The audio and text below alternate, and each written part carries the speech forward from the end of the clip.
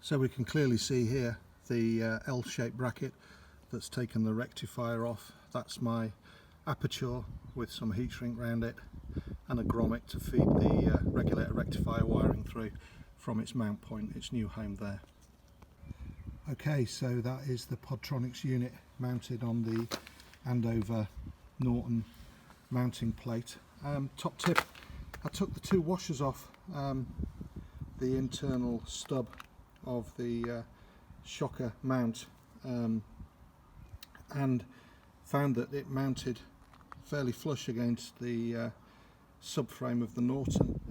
I used an extra one of the washers that I removed against the nut, against the mount plate. So here we can see the four wires and the aperture left from the still to be removed old rectifier. By the way, I didn't mention it earlier, make sure you remove the fuse or disconnect the battery completely. So it's important, as I said earlier, to use your smartphone or digital camera or any torque camera to record the colours. I'm blessed, as I said earlier, that the loom reflects, but we can see there's three red wires there go to the base of the rectifier. Don't forget that with a positive earth bike, the red wires are literally to earth. So I'll be connecting those three red wires to the mounting block screws and bolts for the side panel there after cleaning them up. You can see there, top right hand corner, the hole that's going to be used to bring the regulator rectifier wires through.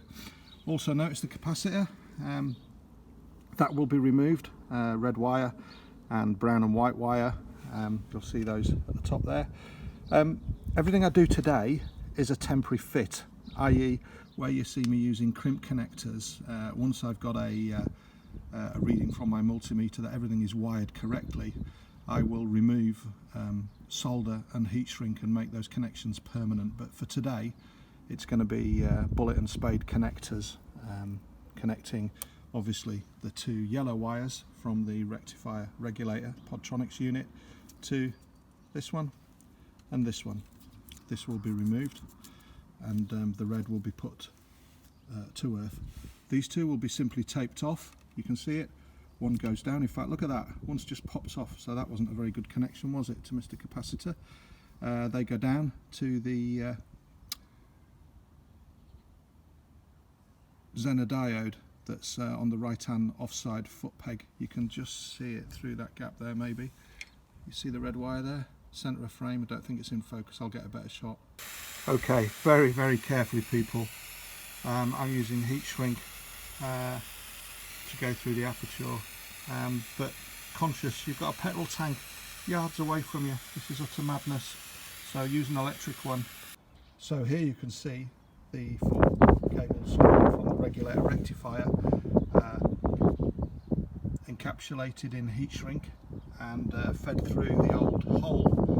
Somebody's obviously tried to get a good earth there, clean it up.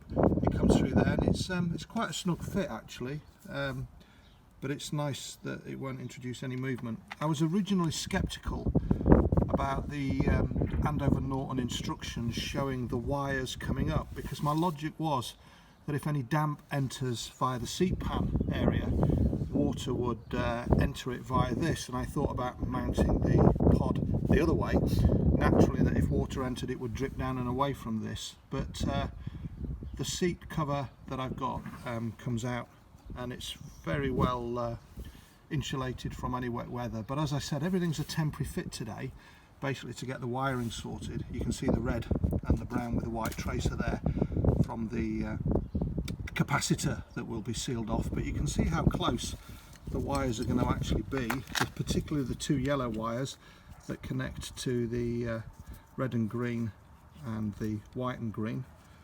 This will be earthed to the mount point here, and I've already disconnected the Zener diode, so the wires, one of them coming up to this point here, and the red earth wire is disconnected. So although it's still fitted, because if I didn't I'd be left with a hole on the offside foot peg hanger, so I thought best just leave it there. So a bit of an executive decision here based on nothing other than this wiring diagram. If I show you the three red wires all joined together that were connected to the bottom of the rectifier, One goes to the battery, that's the left. Obviously you can see the earth point there in the centre. The one on the right, coming down here, at the sort of that position, goes to the capacitor, which is no longer there. And then the other red, the third red, goes to the Zener diode, which is down by the foot peg on the offside. So to my mind, unless that red wire to the battery is absolutely essential to continue the earth for the whole bike, then actually this wire as seen can actually stay disconnected, which actually will allow me to tidy up the loom, unless one of those three is the mainframe battery, earth obviously positive on the Norton Commando, but yeah, that's it pretty much done. The only thing that let me down today was, like anything in the UK, I was racing the weather. It's bright and sunny, interspersed with showers, and I didn't have single core heat shrink cabling. So there in the centre of your picture you can see some rather untidy insulating tape, but it'll do the job. And there to the right, can you see that? I'll just try and point it with my finger. Where are we? Here. That is the old rectifier wires. I've taped those off temporarily, insulated them with heat shrink, and then covered them in plastic insulating tape, and then just tied them out of the way. And then there's a red and a black wire. The black wire is there, temporary again, and the red wire from the Podtronics unit is there, neatly fastened onto the moto battery. So I think we're about going to go for engine start, and we'll get a multimeter onto that battery, see what it is stationary, obviously replacing the fuse before I do, otherwise I'll be on a prayer to nothing, and then we'll see where we go from there. So there we are, 12.79 volts from my motor battery, static, no engine run. Let's get the engine started, hopefully, and see what we get with the engine running. See if it's been a job good done. Okay, I can't easily show you due to one hand, but it raises to just under 15 volts, just 14.8, and peaks out, so it's obviously charging the battery. The only thing I've got head scratching is the ammeter is not working. Okay, so there we have the Podtronics fitted. Please forgive the very untidy electrical insulating tape. Everything is temporary. I'm going to change the loom on this bike eventually, but this is just a quick dry run. But basically, don't follow the Podtronics instructions by connecting the black wire from the Podtronics unit to the battery direct.